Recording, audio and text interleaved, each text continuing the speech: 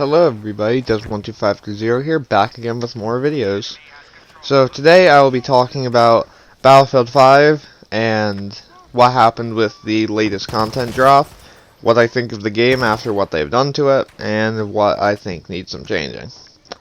So, firstly, if you guys don't know, there was a new chapter released on Battlefield 5 less than 2 weeks ago, I believe, and this new chapter involves not only quite a few new weapons, a new map, and more content, and with a few balance changes. So, before I finish anything of this, I will say this as well. This will not be of the 5.2 update, which is coming out soon enough. If you guys don't know what the 5.2 update is, basically, or I think it's 5.2, either way. After they did the update a few months back where they made all the time to kill really slow, now they're going to be reverting that soon enough, or not like completely reverting it, but making it much more, they're making it much more in line with the old values. So we're going to be having a lot of different time to kills from what we have right now, so I do expect it to, some of the opinions in this to change. But overall, let's get into this and let's talk about what they added, what they fixed, what is this game worth playing at the moment, and should you be trying to grind out this game, especially for levels and such.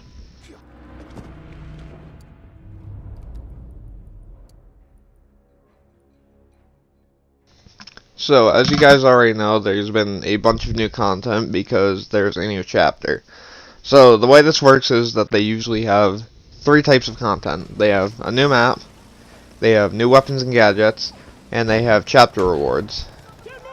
In this case, unlike the previous seasons / chapters, there is no longer, at least at the moment, weapons tied to the chapter, weekly, the weekly progression tree. As right now, they're all tied into what is now known as the chapter rewards, aka the battle pass. So, as for the new map, which you're seeing me play in the background, this is Solomon Islands.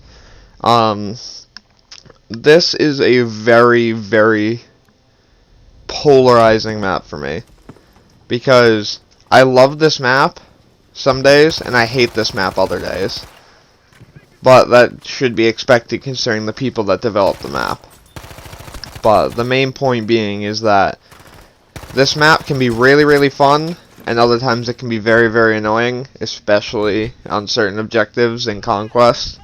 But overall, I think this map was a great addition to the game, and I'm definitely happy to have this content in the game, especially considering the quality of some of the maps we got in the past not being too great up until the Pacific update. Now I'm going to go on to the weapons. Right now you're actually seeing me using one of the new weapons, the M2 carbine. There were 3 weapons released, like main primary weapons released with the patch. 2 of them, or 1 of them, is unlocked through chapter progression, and the other 2 are unlocked for you as long as you have downloaded and are playing the update. So this is the M2 carbine. It is a fully automatic assault rifle firing at 830 rounds per minute with a magazine capacity of 31 rounds in the mag. Also, it does around 25 damage in close range and drops off to around 13 damage at long range. So, simply put, this gun is very close quarters oriented, but in close quarters it is probably the fastest killing assault rifle in the game. In my opinion, it is one of the best new weapons added to the game, and I'm really enjoying it. Mixed in with the fact that it has somewhat controllable recoil, and the fact that it is in a class that does not have, how would I say it, extremely potent close quarters weaponry. It definitely is one of the few weapons out there that can compete with SMGs close up. And I think is the only weapon out there that I've seen that can compete with the grease gun in close range. Which, if you guys know, the grease gun is another really good medic weapon. So, next weapon we'll be looking at is the KG-37, 137. I don't remember the exact naming, but is a new shotgun that they add into the game. There was only one other game I've ever seen this featured in that was a mainstream game, and that was the campaign of Call of Duty Black Ops 1, which was the pump shotgun you got in some of the earlier missions.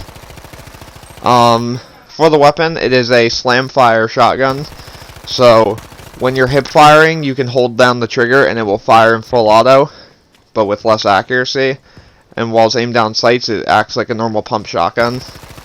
Overall, it has decently high range, not in its one-shot kill areas, but it does have a very high pellet range. And I have been recorded being able to kill people at somewhat long distances with it without slugs, which it can't even equip, so. The main thing with it is, though, is that it's a high fire rate pump action shotgun that does very, very well in close quarters, but has issues dispatching multiple enemies due to its poor pellet accuracy.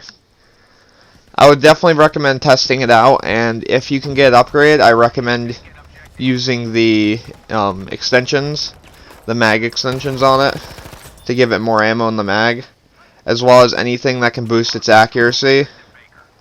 Other than that, though, I do enjoy the weapon. I will say it was a good addition to the support class. Okay, now we're on to our final weapon. This is the Type 11 LMG, which it's a really weird looking LMG, but you get this at rank 11 in the Battle Pass. And this weapon is a 4 to, I think it's like 4 to 7 shots, something like that, kill weapon. It may be 3 shots in close range, but I've barely used it for reasons I'm about to go into in a minute. It is a 30 round mag, and it fires at around 550 RPM. Its recoil is very low, and is very manageable, but it has the main issue of not being able to compete with almost anything. One weapon in particular that outshines almost every single 30 round LMG in the game at the moment is the Lewis gun, which fires not only faster than that gun and most of the other 30 round LMGs, contains more ammo than them, and also has almost the same recoil, and just to top things off, can have a 97 round mag, and starts off base with 48. So there's no reason to run this weapon whatsoever, which is a big issue, because it's not only the only primary weapon to be unlocked through the Battle Pass, but it's also the worst weapon out of the content drop. Not only that, though, it also has the worst specialization in the entirety of the game, which is the top-up magazine progression upgrade. Now, what this upgrade does is that when, well, I guess I should explain how the weapon works, but in real life, the weapon uses a hopper mechanism, which is just like it loads magazines from a sniper rifle, like little sniper rifle clips, and it loads them stacking on top of each other to simulate a belt system. Now, what top-up mags is instead of reloading fully when you do it, if you have 5 rounds left and stuff like that, like if you have in intervals of 5 rounds up until you have 0 left, you can, instead of doing the full reload, you can instead pop up the magazine and then proceed to place in stripper clips to fill up the mag, which when you think about it, that does make your reload a lot faster. The issue being, though, is that there's no point in doing it because you have to have perfect intervals of 5 rounds. Now, the main reason why this is an issue is because, well, when are you going to have perfect intervals of 5 rounds, A, and B, most of the time you'll be done with your entire magazine before even before even killing more than one target. So the thing is that there's no point in it whatsoever because it doesn't do anything for you. Which is sad because in Battlefield 1 they had a gun like this called the, forget the exact name, but it was a big belt-fed, well, not belt-fed, but it was a heavy LMG. And the main thing with that weapon is that it had 20 round belt, like mini belts, but the thing is that you could reload it in strips of 20, but the thing is that you could also reload again once you were topped off. So if you had let's say if you had like 47 rounds out of the 120 in its mag, you would load it until you had 100 and I think it was 107 left, and then you could actually take out the magazine with a second reload and put in a new fresh magazine to reload it fully.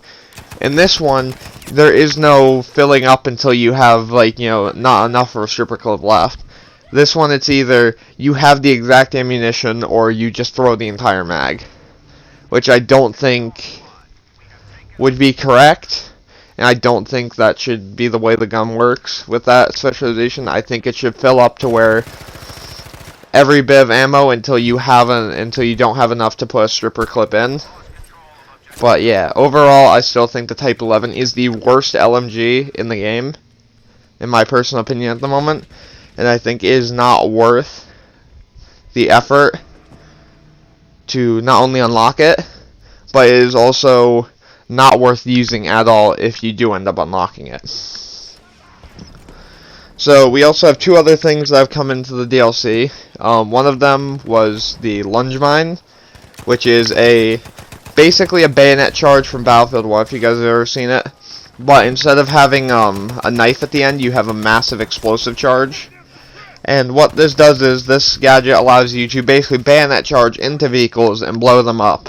But you take damage as well when this happens. So, not only do I think this is a really fun gadget, but it's also extremely effective, especially when working in tandem with multiple people and assault players shooting at enemies and distracting them. So my main thing is that this is for the support and assault class, which means that they're accessible to the two classes that need it most. And overall, I think this is a very good level 4 unlock in the battle pass, and it should not take you any time at all to get to level 4. Now we're going on to the last gadget. This gadget I have not unlocked yet personally, but I'm getting closer to, and that is the M1A1 bazooka. Now, from what I've seen, the bazooka is a very powerful rocket launcher that does around 21 damage per hit to vehicles, which is the second weakest of all the rocket launchers that are meant for ground targets, mind you.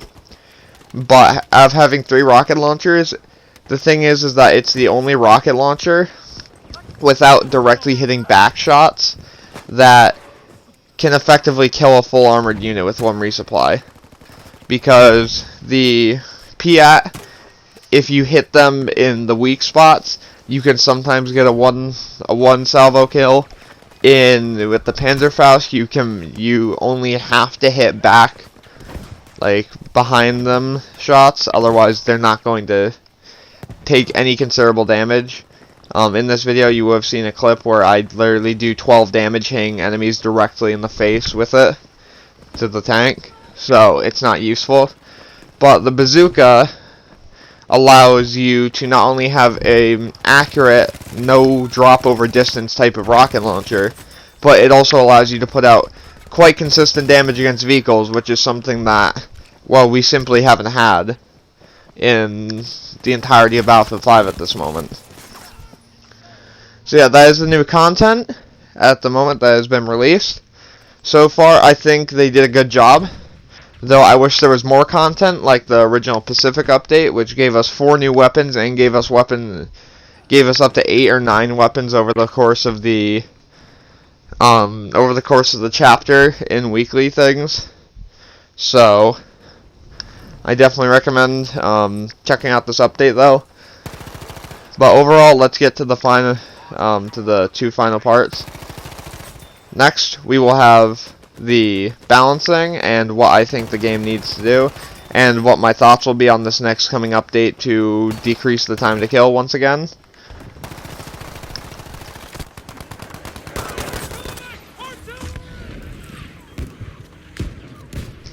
Okay guys, so for this final segment I'll be talking about the way the game is right now, is it worth playing, and what I think will happen in the future, and lastly, what will be the game balance for this game going forward. So, at the moment, game balance and weapon balance is very, very terrible. I'm going to admit it right now. I'll just list these out right now. For the medic class, there are only 2 weapons that are really viable and that's the Type 2A and the grease gun. The rest of them can be used, but they do nowhere near enough to actually be able to put up a fight. For the assault class, there's way too many options in full auto that are so much better than their semi-auto counterparts at every range. In the support class, it's either the Lewis gun, an MMG, or a shotgun, and that's all you get. Almost all of the other weapons in that class are almost useless in every situation. As for Recon, Recon is simply one of the best classes right now, because not only do your secondary rifles, your semi-auto rifles hit so hard, but you also have bolt action rifles for extremely long range, and just to finish things off, you also have the pistol carbines, which one of them can go full auto. So you basically have weapons that can be used in almost every situation. And finally, one more thing is that the medics also have access to carbines, to rifle carbines, so they also have long range options. But as to show everything within each weapon class, like assault rifle and semi-auto rifles to the assault class, stuff like that, in all of them there are maybe 1 to 2 good options, and the rest of them are complete and utter trash. And this causes basically game balance to be based around just 1 or 2 weapons.